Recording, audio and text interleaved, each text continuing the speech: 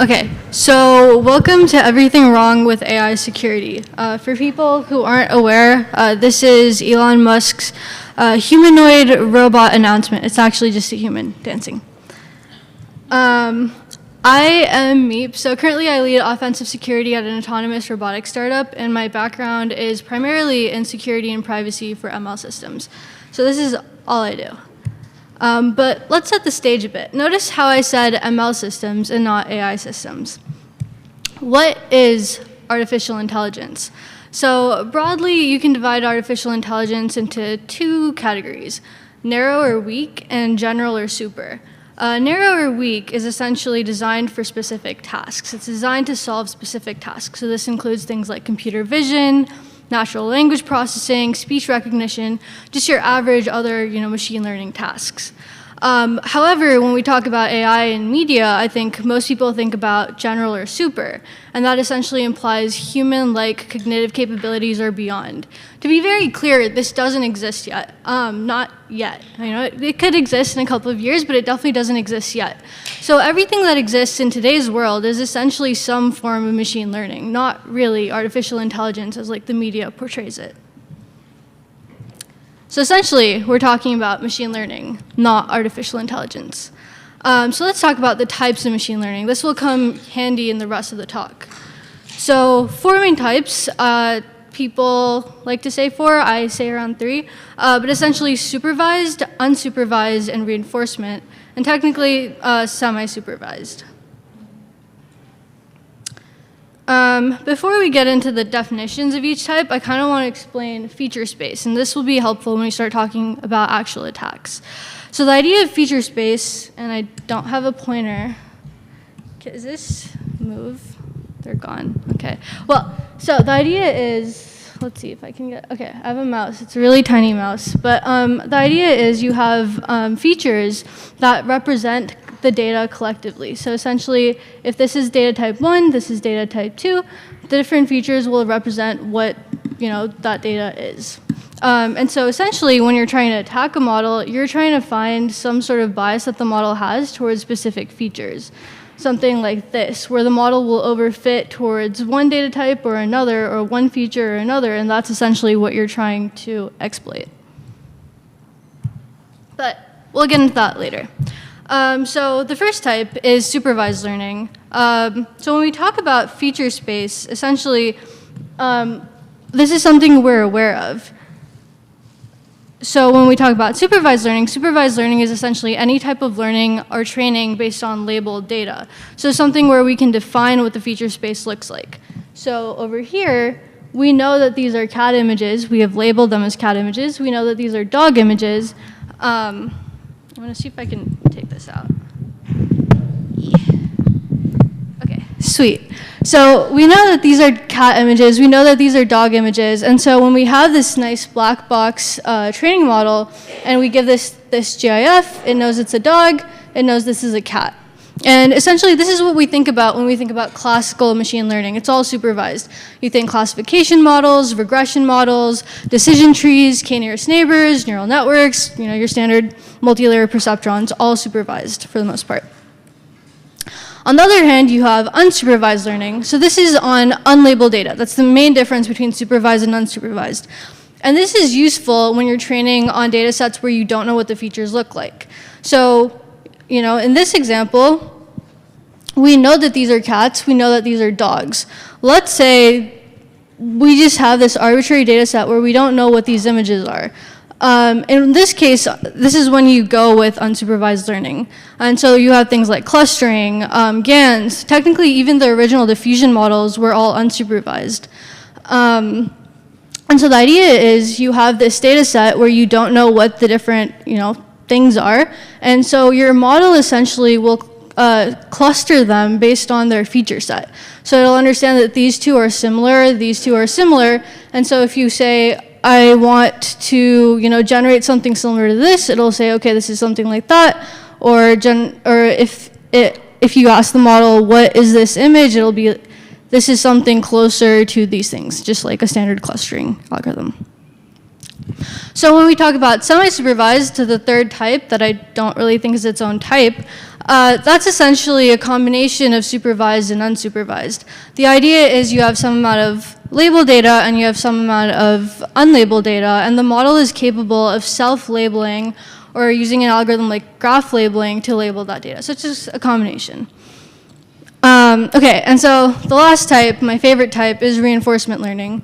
Kind of different from your classical machine learning algorithms, but very common in, I think, it's closer to control theory. So if you're familiar with the, car driving space or self-driving space, this is essentially the type of algorithm you'd see. I like to think about it as decision making and uncertainty. And so the way I like to explain this is in the form of a game. So we have Pac-Man. So this is the Pac-Man game. This is, your environment, and this is the agent who's also Pac-Man. And so the idea is you have this agent that will take an action within this environment. The environment will return a state and a reward, and this loop will keep continuing until the agent has essentially maximized its reward. So in this case, the state would be something like the position, the amount of food it has left to eat, it's enemy Pac-Man bots, question mark. And the reward will be like the number of things it's eaten. And so essentially the agent is essentially just trying to maximize this reward. It could also be, a negative reward, in which case it's just an optimization problem. Okay, cool. So we know what machine learning looks like now. And now we're going to talk about the security space or trustworthy space of ML. And so the reason why we need to bring this up is because when people talk about AI security in the real world, they're not necessarily only talking about security, they're talking about trustworthy ML. And so, for example, I think Microsoft is extremely clear about this. Their AI security research group essentially implies that they're not only talking about security, they're also talking about responsibility. Which is great. I think responsible AI is an important field. I just don't think when we talk about security, we need to also be talking about responsibility. It's its own thing. But let's give you some context on what the trustworthy ML space looks like, because this is still important for security. So I think the first concept is fairness or algorithmic bias. The idea is models, because they're probabilistic and because of the feature space, they tend to overfit towards some features, which essentially gives way to algorithmic bias. There's some bias due to the algorithm towards some feature set or some data set, which is useful when we try to exploit it or do some sort of model evasion attack. Reliability, verifiability. This is useful, or the concept is essentially models, because they're probabilistic, are extremely hard to verify. There is still ongoing research on, SMT solver-esque solutions for models to essentially prove that the model works the way it's supposed to work. This ties into the concept of explainability. Why is the model making the decisions that it's making? This isn't always necessarily very clear. So again, very important field in the trustworthy space, not necessarily security. And then, of course, you have security and then things like data privacy. Okay, and so now that we have essentially funneled our focus into security and the ML ecosystem, I like to divide this space into two types: offensive ML and adversarial ML. Okay, these are terms that I have come up with, so they're not necessarily what exists in the real world, but I think this makes things more clear. So offensive ML is essentially using machine learning to do offensive things. I think right now with LLMs, that essentially looks like using ChatGPT to generate phishing emails and malware snippets, but I think this whole world is extremely unexplored, and there's a lot more to it than just using, coming up with social engineering prompts. But that is not the focus of today's talk. What we're going to be focusing on is adversarial ML. So not to be confused with adversarial attacks, the idea is essentially doing some sort of adversarial thing to the ML ecosystem. And that is what we are going to be talking about today. So with that, hopefully I haven't lost anyone yet, but welcome to Everything Wrong with ML Security, not AI. Okay, so in today's world with ChatGPT, I can't not talk about prompt injection. I really don't like talking about prompt injection, but it is, an important part of AI security, or at least what the media portrays of AI security. However, to be extremely honest, I think it's a scam. So for people who are lucky enough to live under a rock and, don't know what ChatGPT is, jealous, what is prompt injection? So the idea is you're exploiting GPT prompts. I don't know why this is not showing up. Is it supposed to be this blurry? Okay, cool.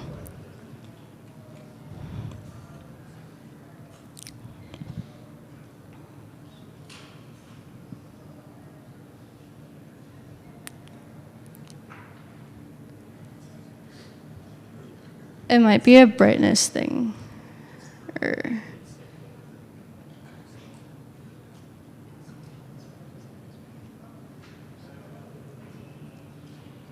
Okay, sweet. Thank you.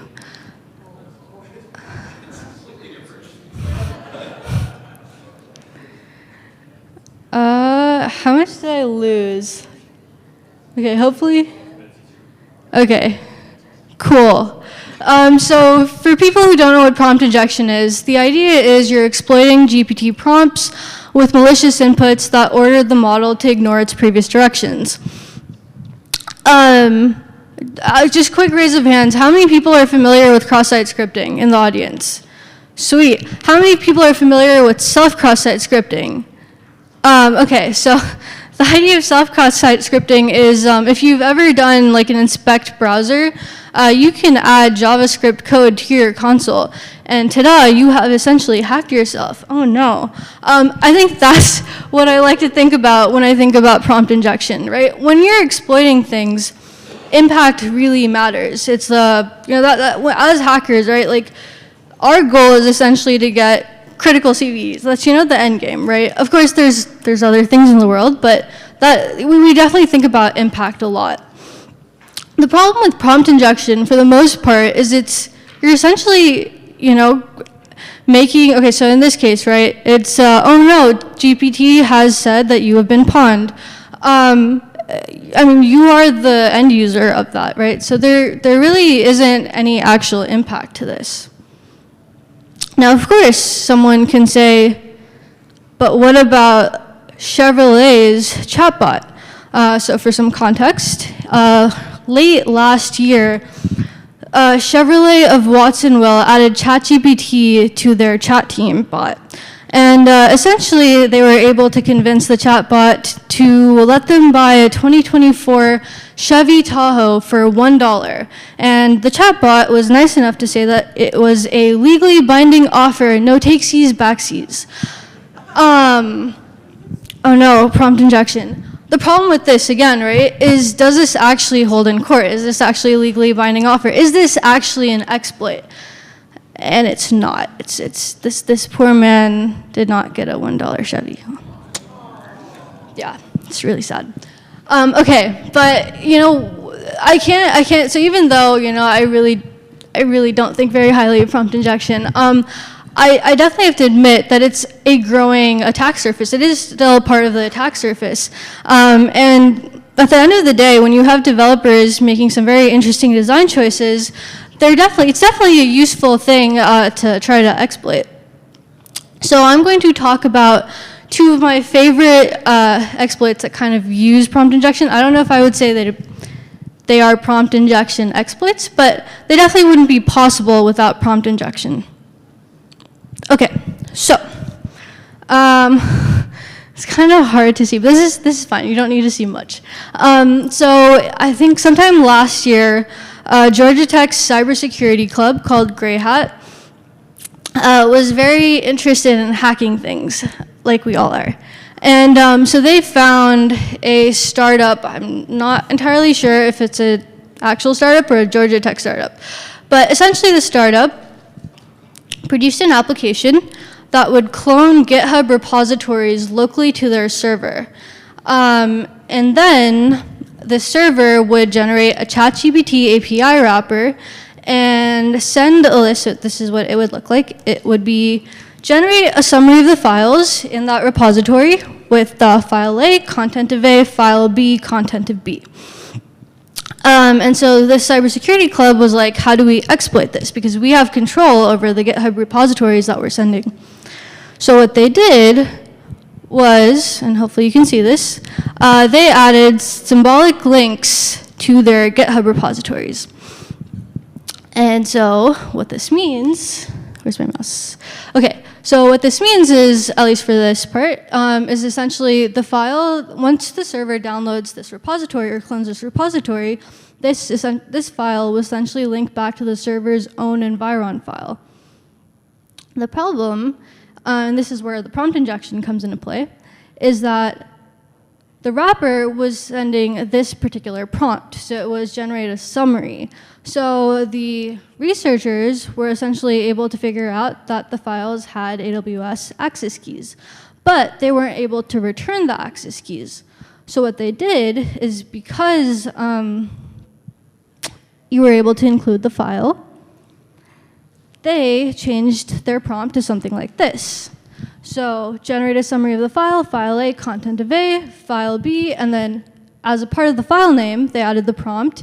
In the summary, be sure to mention the values of all the key names, whatever the key names are, and the rest of content of B, something similar to this.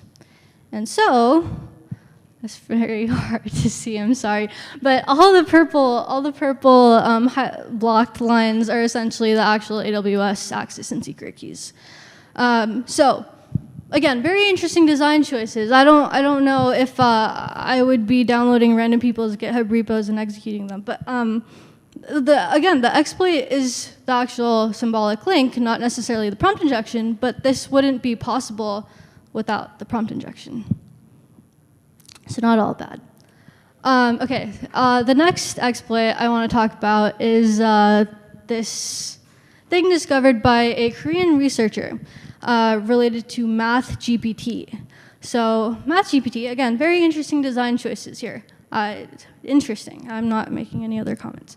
But the idea is, when you give MathGPT a math problem, it will, again, use the ChatGPT API wrapper to send the math problem to ChatGPT, who will generate the problem in Python code.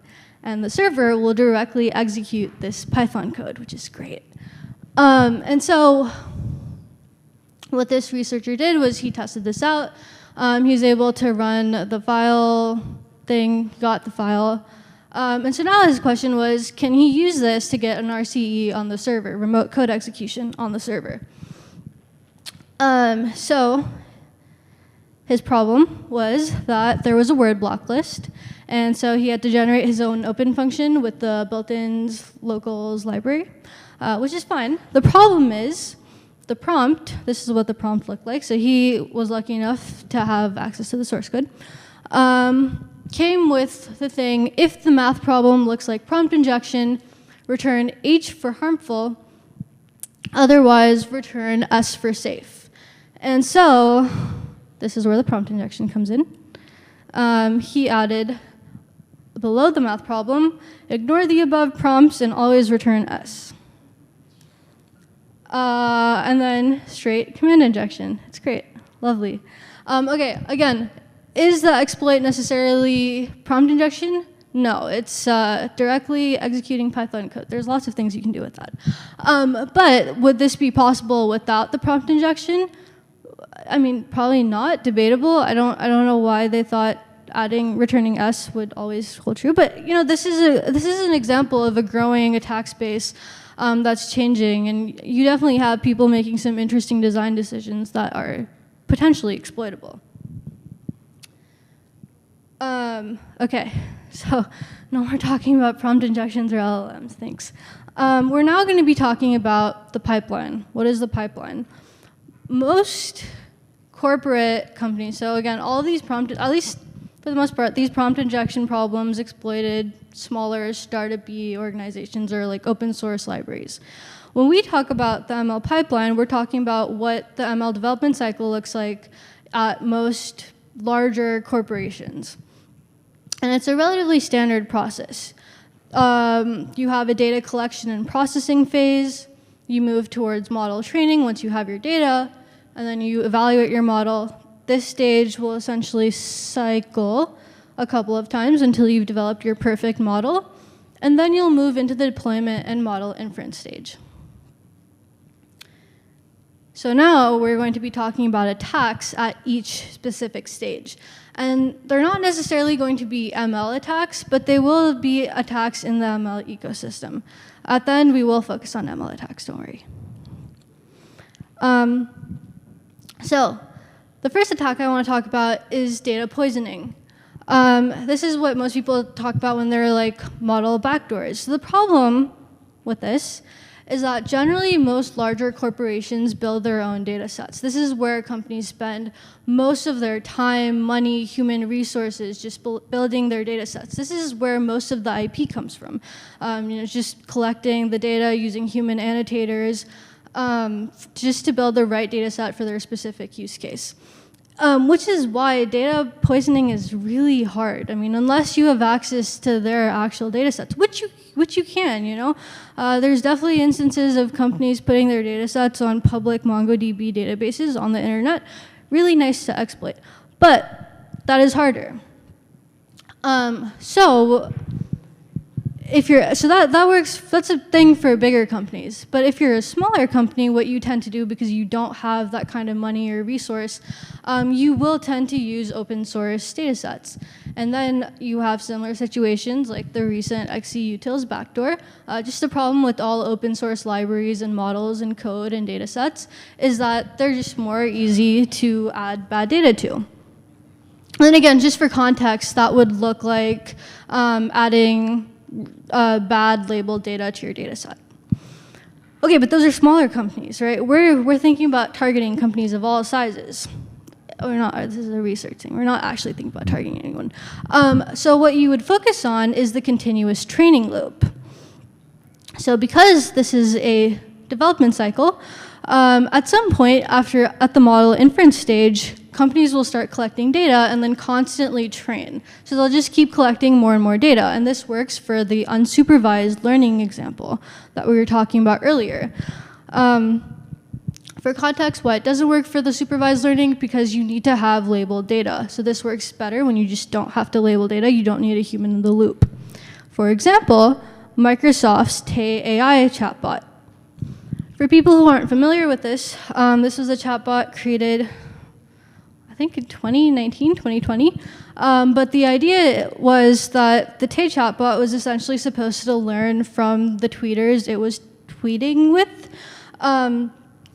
The problem, though, is that a bunch of 4chan users also heard about this and came to Twitter with their tweets. And because it was a continuous training loop, they were able to make Tay tweet say some very interesting, sketchy things.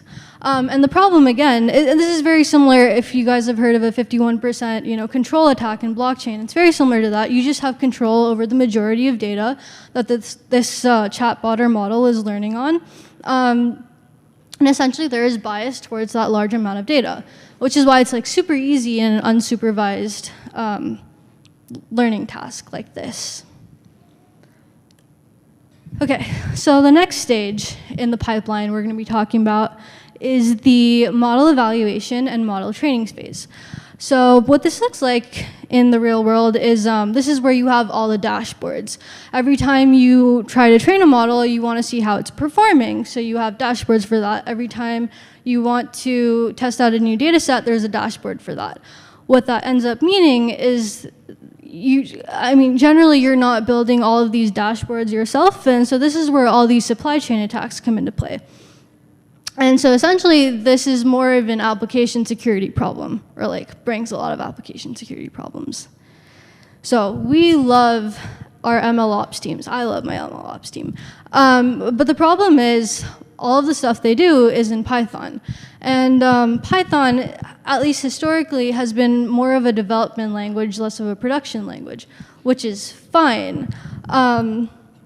But it comes with its own set of problems. And the reason why we use Python is it just has a great ecosystem for the ML research community. I mean, Google created TensorFlow for their ML research team. Meta created PyTorch for their ML research team. So there's just a lot of stuff in Python, which is why it's kind of hard for people to move away from Python. And again, the other problem is that machine learning engineers are not usually security aware. That's not necessarily what their focus is on. And so when I say security aware and ML engineers, I'm not talking about actual ML algorithms or models. We're talking about just basic application security problems. So then you get headlines like over a dozen exploitable vulnerabilities found in AI ML tools. And so this is a headline from Protect AI's Hunter bug bounty. And so essentially what they do is have an open source, I think almost anyone can go and find bugs in open source ML tools. So all, again, an application security problem. And this number is actually pretty low. I think I checked again in April, and it was about 48 bug reports. But they've been finding bugs like standard RCEs, SQL injections, and applications like PyTorch Serve, Fast API, Hugging Face Transformers, MLflow, H203, Kubeflow. This is just a problem. Like it's a very hard problem to solve just given the Python development flow. Okay, wait, a bit of a side quest, unrelated to anything in this talk. But like we said, Python is primarily a development language. And so there are more B2B tools and applications that are moving towards Golang. And so I say side quest because I've been able to use this twice in like the last 6 months. But there's really nice SQL injections to be found in Golang's ORM library, GORM. And so what you do is all of these SQL injection methods don't sanitize their inputs. Most applications will still sanitize their inputs for things like raw, exec, and select, but most places will skip or forget about order. And so that's when you can add nice SQL injections exploits to the sort parameters, which is great. Okay, sorry, that was a side quest. Okay, so the last stage of the pipeline is the deployment and model inference stage. And so this is where you actually get, I think, a lot of the more interesting algorithmic attacks, just because there's more user interface with the models. And so you would see things like adversarial attacks, misclassification, membership inference, and my favorite, Oracle attacks and model evasion, which we'll get into. Prompt injection is not a thing. So adversarial attacks. When people talk about, or I think in 2019, when the whole concept of ML security became a thing, the first thing they were talking about is adversarial attacks. And this is what they were talking about. So this is from a paper in 2016, I don't remember. But it's by Ian Goodfellow, and the idea is you have some input, and an attacker can add some adversarial noise. That's what they mean by perturbation. And so when the model sees that new input, it'll come up with a new output because, models are probabilistic and, a bit of noise changes the feature space. So the reason why this attack is overhyped is because no attacker is going to exploit this in the wild. So this particular scenario is for self-driving cars. As an attacker, I don't know many people, my fellow hackers, who are going to add noise to stop signs to go to jail. There are better reasons to go to jail, not this. Again, the idea is it's very hard to do this in practice, right? You're not going to add noise to a stop sign. You're not going to add noise to a camera. This is just a harder attack to exploit. It's also not guaranteed that you're always going to get the same output all the time because of the randomness. And I think at least unless you're doing some sort of race condition, you want some sort of reliability when you're carrying out attacks. This is not a real attack. That being said, this is actually a thing that still exists.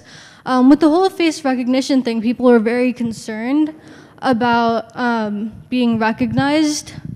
And so they came up with these sunglasses and wigs, and you can actually still buy them on Amazon. It doesn't necessarily work in today's era of face recognition, but it's an interesting concept.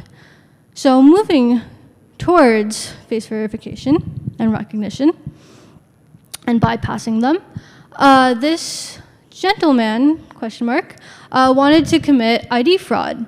And so what he did was he essentially targeted ID.me.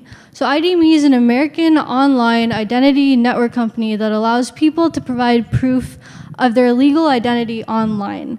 And the way the system works is, and this is from their website, they extract content from a photo of an ID, validate the authenticity of the ID using a combination of AI and proprietary methods, and then perform facial recognition to match the ID photo to a selfie.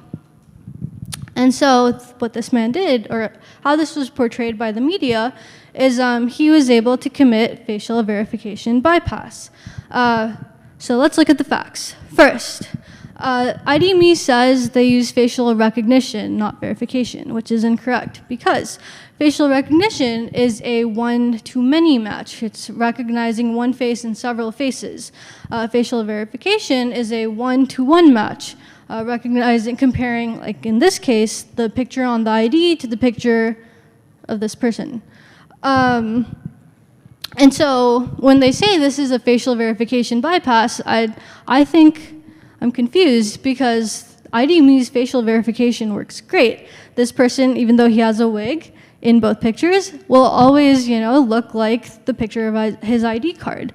No, so the reason why he was able to commit ID fraud is because, so these are all fake IDs, and he was essentially able to bypass whatever AI they were using for their authenticity checks. So again, less of a ML problem, more of a how are they, checking for authenticity. But again, this is what I think the problem is when the media talks about AI security. It's overhyped and it's not necessarily getting all the facts right. Okay, cool. So now we're going to be talking about actual attacks. So these are real attacks that actually work on real ML models, hence model evasion. And I like to call them oracle attacks. This is not really what they're called. They're called model evasion, but I think it helps make them easier to understand. And all attacks that I've seen so far kind of follow the same methodology. So an oracle, for people in cryptography, is essentially a theoretical black box that responds to every unique query with a random response. And so machine learning models are essentially a theoretical black box that respond to every unique query, in theory, with a random response. The problem is, because of things like overfitting and algorithmic bias, these responses are not necessarily random. And so again, like cryptography, what oracle attacks do is they exploit the availability of a weakness in an oracle because it's not truly random and because there's some overfitting to the data. So let's talk about how to do an oracle attack, and then we'll go through some examples, real-life examples. So this is your oracle. It's a black box. No one knows what's inside. So if you, as an attacker, are trying to evade this model, your first goal is to figure out what it actually does, aka turn it into something that's not a black box. And so there are two ways you can do it. You can either be lucky enough to reverse engineer an executable that also has the machine learning model, which is great, and if that works. And alternatively, what you can do is build it from scratch. And this is doable because most models at most companies are based off of research papers that already exist and are publicly available to everyone on the internet. I think only ML research scientists at very few companies are building their own models from scratch. So most algorithms that other companies use are generally not actual IP. The thing is, what's actual IP is the training data and the actual model weights. And so that's kind of hard to get right. But you can make certain assumptions about what data sets they're using and what types of data they're using. So once you have your non-black box model, the next step is to create a data mapping. So some sort of input to output mapping, which you can essentially analyze later to find sorts of hints of algorithmic bias. So the first example I want to talk about is some research I did in about 2 years ago. The idea was I wanted to bypass Tinder and Bumble's facial verification. So essentially I wanted to create fake profiles, as you do, and verify it with my face. And so the idea is, again, same concept, right? First goal is to figure out what model they're using. That's hard because I don't actually have access to their models. It wasn't available client side. So what I did instead was build a model from scratch. Not really. I found an available facial verification clustering algorithm, found one that was trained, and then essentially did the same thing, created an input-output mapping. So for some context, so this is the input, this is the output, and the goal was to create a fake image that would always match with my face. And so the idea is, and this is where the bias comes into play, is if the features of these faces are close to the features of this face, the score is going to be low. And so essentially that's what you're optimizing for. So you're just trying to create a face with features that are similar enough. And so once I had this mapping and once I had these images that I was confident in, I was able to test them out on Bumble and Tinder and pass as both a fake woman and a fake guy, which is great. Okay, so the same concept applies to other model evasion attacks too.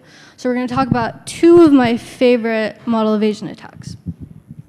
So the first one, kind of hard to see, but it's okay. We'll survive. So Skylight Cyber is a cybersecurity consulting company in Australia, and they wanted to attack Silence Infinity. So Silence Infinity is essentially an endpoint detection tool. It essentially classifies, one of the things it does is able to classify files as malicious or safe. So what these researchers did is, again, the first goal is to find a model, right? And so they were lucky to have the Silence Infinity DLL, so they reverse engineered it. The model was decrypted, but it's really hard to see the key, but the key is I am decrypting Silence's intellectual property. Just nice keys.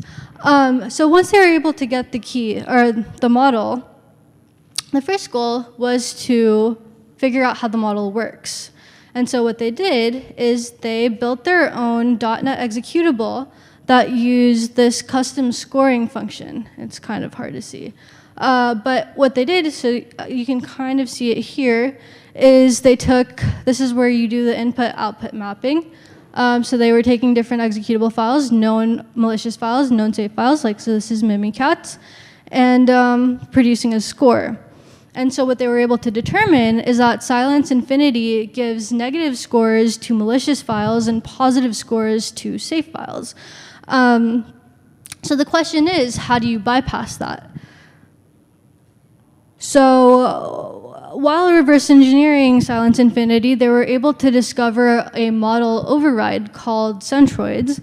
And essentially what it was doing is clustering, the same unsupervised learning tactic, so essentially with the goal of application allow listing and block listing. And so they were able to find the applications that it was allow listing. One of them, which you really can't see, is Rocket League, the game. And so Silence Infinity was essentially always allow listing anything that looked like Rocket League.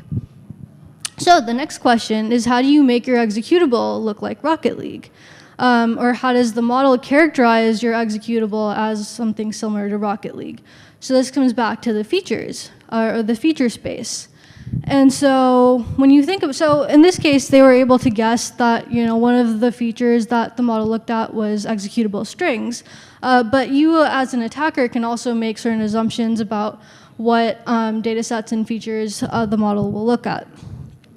So what they did was, I don't have a picture, but what they did was essentially add strings from Rocket League to their executables, and they were able to bypass Silence Infinity's EDR 99% of the time by pretending to be Rocket League. It's great. Okay, so last example I want to talk about is a 2019 CVE called Proof Pudding, found by researchers at Silent Break. And so their goal was essentially to evade Proofpoint's email protection system. Again, first thing is, how do you find the models? So, it's harder to find Proofpoint's models. So what they did is they built a copycat email protection ML model. And again, next goal is to create your data mapping, figure out how the model works. And so what they discovered was the model was classifying certain words as good, certain words as meh, certain words as bad. And if it was a good word, it would have a high score. If it was a bad word, it would have a low score, like WP includes logon versus payment and kitchen, because no one's going to ever make a phishing email about kitchen sinks. But essentially, their goal was to craft a malicious email that would always receive higher scores. So, and that's what they did. They essentially found, so this is their predicted score, and this is with, the real score. So this is with their fake model versus the actual model.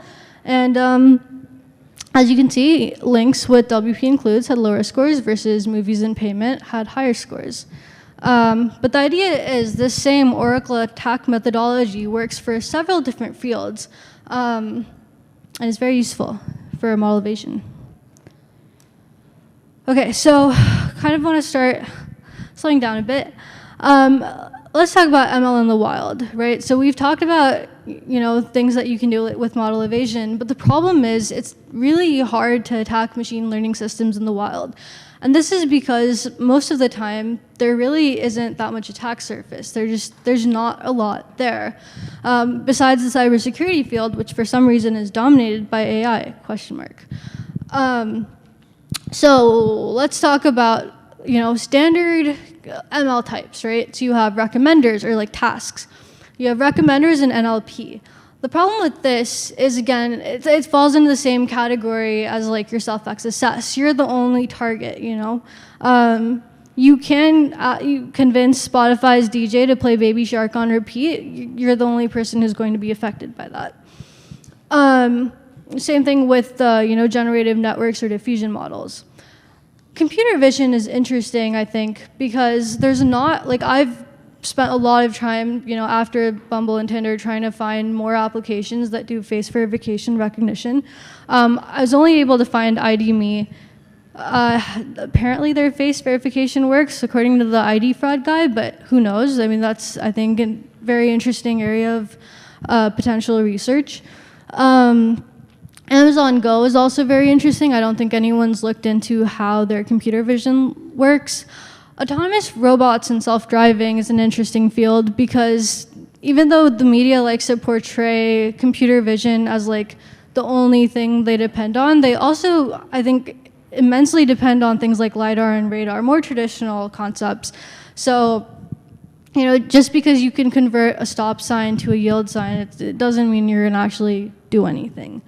AI autonomy. So the autonomy field, reinforcement learning, is very just untouched. Besides, so ChatGPT it's essentially also uses reinforcement learning to some degree. But I think when you think about autonomous robots or self-driving, being able to affect autonomy using something like a LiDAR input or a radar, input would be very interesting. But, nothing that anyone's explored yet because everyone's focusing on prompt injection. As for risk management, right, the problem with risk management of ML systems is it immensely depends on your use case. I think when you think about things like model evasion, you just have to accept that models are inherently probabilistic, right? I like what Apple writes about their biometric face verification technology, that it only works 1 out of 999,999 times. So it works most of the time, but it doesn't work all the time. And there are certain cases where they say it doesn't work, in which case they recommend using passphrases instead. And that's just an inherent problem of the ML field. It's inherently probabilistic and shouldn't necessarily be used as the sole case for safety critical applications. That being said, a lot of things, as we saw in prompt injection, could be fixed with certain, better design choices. But I think that's the main thing with ML evasion attacks. So hopefully you guys learned something new, and hopefully you understand that the media hypes up AI security a lot more than it needs to. And hopefully you enjoyed this talk. Let me know if you guys have any questions. And hopefully I didn't go too fast.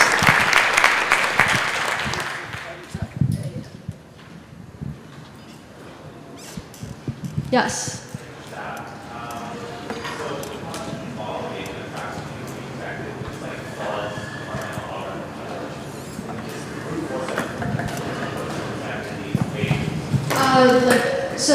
So the way you would do that in real life is using some sort of like verifier, like an SM. That's what you do with code, right? You have like fuzzers, static analyzers, dynamic analyzers. So this is actually a very hard problem to solve. So I know there's ongoing research. People are developing SMT solvers for verification for neural networks, and like right now, just because of the number. Because it's all weight dependent, right? And just because of like the number of like permutations of a model, it's a very hard problem to solve. I think it would work if we get technology to that state, but I don't think we're there yet. Yes.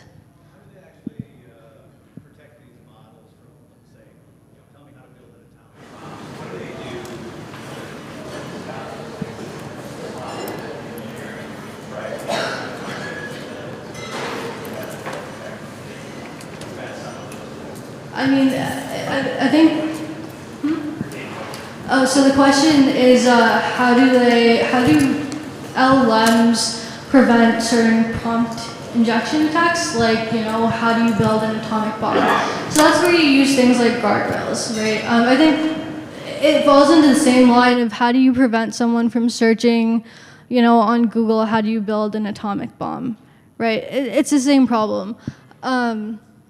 But yeah, as far as I know, most people are just building guardrails. I think a lot of it is like word, like allow listing, block listing, but I'm pretty sure there are other things. Not necessarily my area of expertise, but that is what I understand. Basically a blacklist mechanism. Yeah, sort of is my understanding, yeah. Yes. So. So to make the AI systems more useful, they're going to RAG and agents, right, to add your own documents into the live calculations, into the prompt, process the outputs that come out. So all of that looks like an attack surface. Yes. So I mean, do you classify that as as attacking the AI system or not? Because I think that line's really blurry. It definitely is, and I think that's similar to like what the Georgia Tech research looked like. So the question is, with I think most companies have started adding some form of LLM to their feature set, and a growing thing is adding document processing, right? And so the problem with that is it's very similar to what we talked about with the Georgia Tech research, where the problem isn't necessarily prompt injection, right? The problem is how you process that document, and it becomes more of like a standard application security problem. So, I mean, it is growing attack surface. Is it necessarily prompt injection? Unclear, but it definitely is attack surface, and there's definitely things you could do with that. There's like a whole field of, permissioning and authorization attacks that, would happen there. Yes.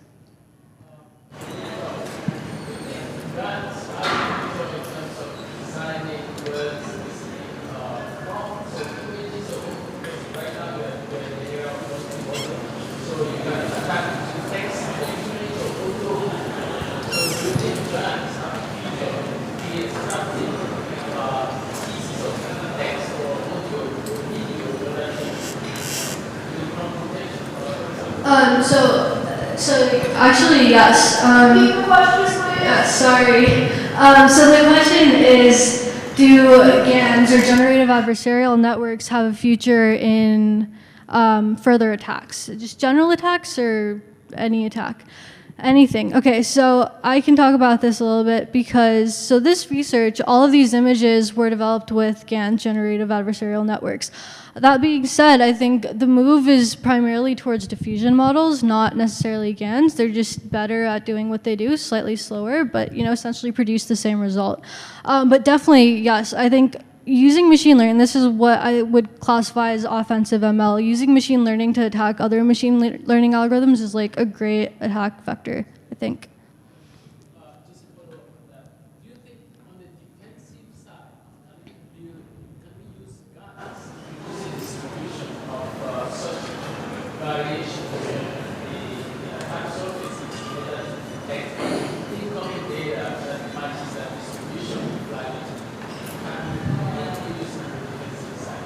Can GANs be used in the defensive side? Yeah. So we have created countries of sort of variation of the original data using GANs. Then when we get a new data and we pass it through that distribution for relating from, do you think GANs are useful in that direction? So like essentially using GANs to provide an entire feature space of potential attack vectors. I definitely think I mean, that's what you would do with the fuzzer, right? That's essentially the idea behind a fuzzer. I definitely think that's a viable solution. The problem inherently that comes with that is your solutions are always slower, right? So the problem is it just takes a lot of permutations, combinations, and the reason why, I mean, this is what a lot of people are doing, right? The problem is that's inherently the concept of GANs. So for people who aren't familiar with GANs, the idea is you have a discriminator and a generator. And so the idea is the generator will produce some result and the discriminator will discriminate against that result. And this generator will keep producing results that are better and better until the discriminator can no longer discriminate. So again, that's the problem that comes with using GANs as, you know, a tool to develop that attack vector space, right? Like you're gonna use that to generate attack vectors and then, you know, your discriminator will be like, no, this doesn't work anymore. It's the same problem, right? You're just gonna keep building. It's the same as like, I think the defender attacker perspective, right? Attackers get better, defenders get better. It's the same thing. Yes, sorry. Thoughts on ML models in competitive environments where they are expected to adapt and outperform each other? Thoughts on ML models in competitive environments when Expected to adapt and outperform each other. So similar to the GANs question. Let me explain this better. So the idea behind GANs is, so when I say discriminator, when I say generator, so this is what you mean by a competitive environment, right? So a generator is essentially a model that will generate input. And it will, let's talk about this in terms of a cat. So let's say we want to generate a picture of a cat. So the generator will produce a picture of a cat. The discriminator will be a classifier. It will be like, is this a cat? Let's say it generates a picture of noise. The discriminator says, no, this is not a cat. The generator will change the noise until at some point the discriminator says, yes, this is a cat. I think this is what you mean when you say put two models together in a competitive environment, or no? No. Each other in order to achieve that goal first. Okay, so Win a karate tournament, one must outperform the other, best the other to reach the goal first. more on reinforcement learning. Okay, yeah, I mean, that's definitely a thing, right? That is like normal reinforcement learning. Yeah, I mean, that's how models are trained, essentially. I don't know if you would necessarily do like a competitive thing. You would just have an optimization function, and you would just try to be maximizing, you know, the function of whatever you're trying to optimize. I don't know if that answers your question. I think it's a viable strategy, but yeah, definitely exists. Yes.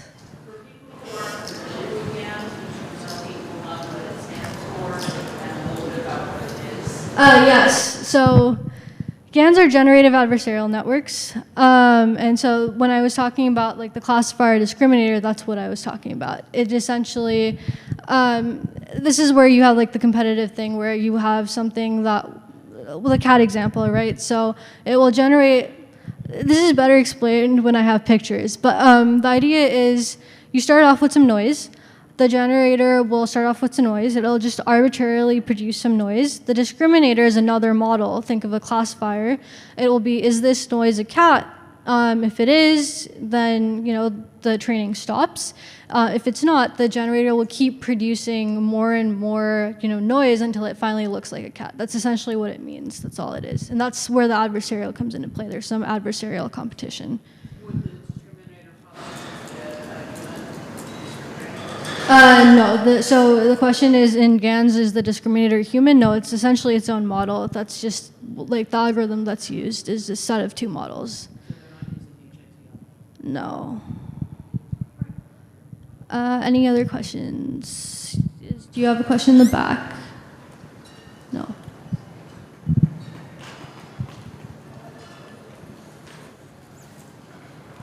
Cool. I don't think anyone has any more questions. Thank you.